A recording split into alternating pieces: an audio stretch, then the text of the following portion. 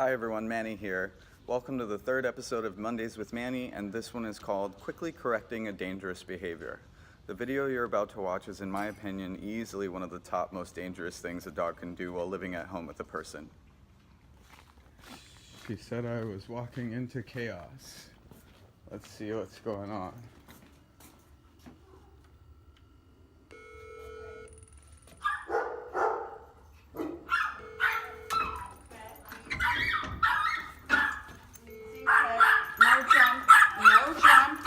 No jump. Ted, come. Come on. No. Oh, there he goes. There he goes. I'll be right back. And there she goes. Pretty intense, right? So now that you've seen that, the reason why I feel that's so dangerous is because the consequences for such behavior could be downright disastrous. The little dog right in front of my eyes, within a few feet, almost got ran over by a car.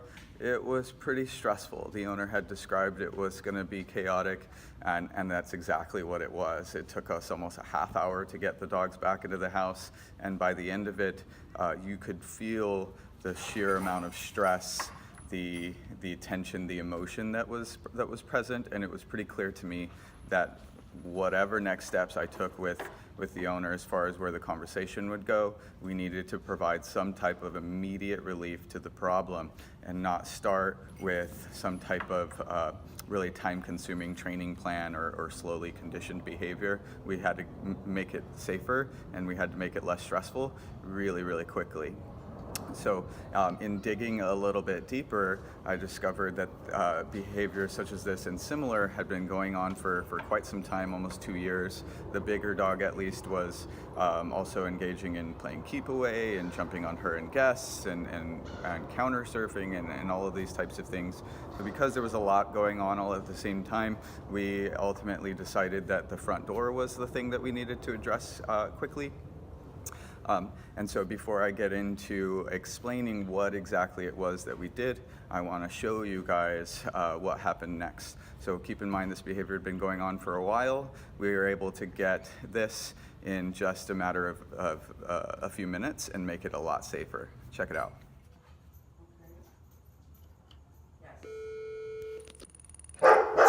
No. So no first. No.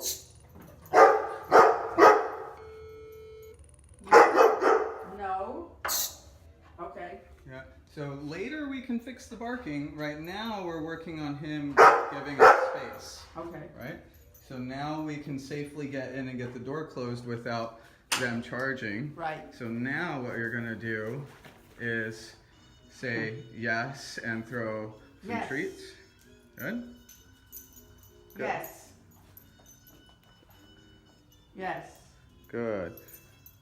And then we can start entering the house, right? Okay. So now there was a little bit of a management protocol, right? We could get them to concede space, get the guest in, get the door already closed. That was like Much different, right? yeah. All right, so that was pretty different, right? Just a few minutes later, we were able to get something like that. So getting into the explanation of what happened, because I wanted to consider what was mostly fair for the owner, getting results in a reasonable amount of time for the owner, I elected not to go the more traditional route with trying to get the dogs to sit and the door opening and closing and all of that. I explained the no consequence, yes consequence series of communication, and that's exactly what we were able to do. I instructed the owner to hold a pet corrector behind her back. That was the red can that you saw, just compressed air, no scent or pheromone or anything like that. And then she was to say the word no and hit the button on the pet corrector when the dogs came into the space. You saw in the video, she started hitting it a couple of times, and I gave her some coaching that right now we're not going to address the barking. We just wanted to make it safe for someone to come in by creating that little bit of space. And what you saw was the dogs back off at the edge of that carpet that was there, and the bigger dog was doing a little barking, but at no point did you see either one of them cower out of fear or go into a fleeing response or anything like that. They were just kind of hanging to the back, and that's exactly what we wanted them to do. We wanted them to question coming into that space, a little bit of control over the impulses. And then we were able to get me in safely and start entering the house. What I instructed her to do after that was, once we got the dog settled just a little bit, didn't take very long, she was to then say yes and toss treats behind them and away. The idea being getting them to anticipate food at a distance so that they sort of hovered away from the door. And the really important thing to mention is that before, there was such high levels of excitement that the dogs weren't really interested in food. They just wanted to get through that door like bulldozers. So that really wasn't an option.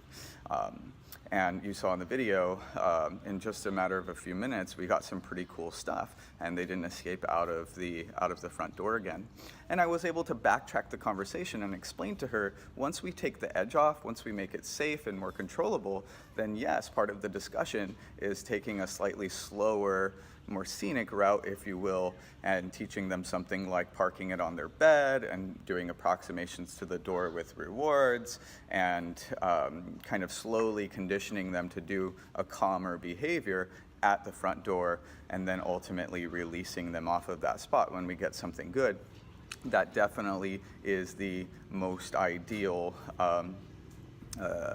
routine to practice, if you will, but we couldn't start there. We wanted to, I chose to do something that would seem easily attainable in the moment, especially after all that chaotic stuff happened. That way we can sort of set the path for continuing to make progressions forward. And I really equate this to be somewhat similar to parenting. There are certain behaviors with a child, a toddler or an older child, that we just cannot ignore and wait to get better or redirect attention or anything like that.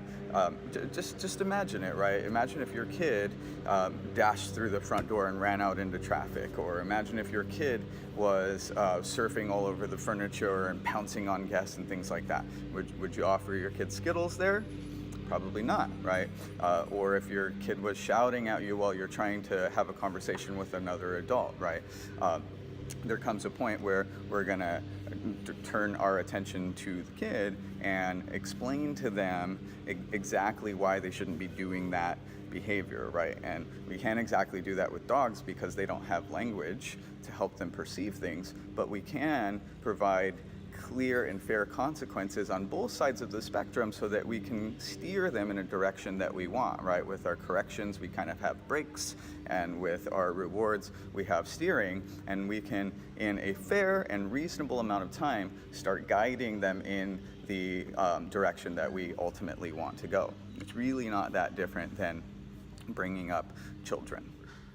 So for me, the ultimate lesson with all of this stuff is that when we're considering helping a family with something, we really need to first consider what's more fair for the owner. We need to look at their individual set of circumstances and their story and their skill set when we start devising a plan for how are we going to start making this better, rather than first considering what is ideal as far as a learning path for the dogs.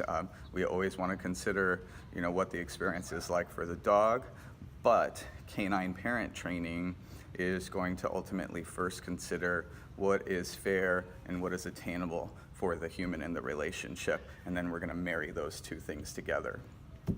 So with that being said, guys, thanks very much for your time. This was Mondays with Manny, episode 3. Have a nice day.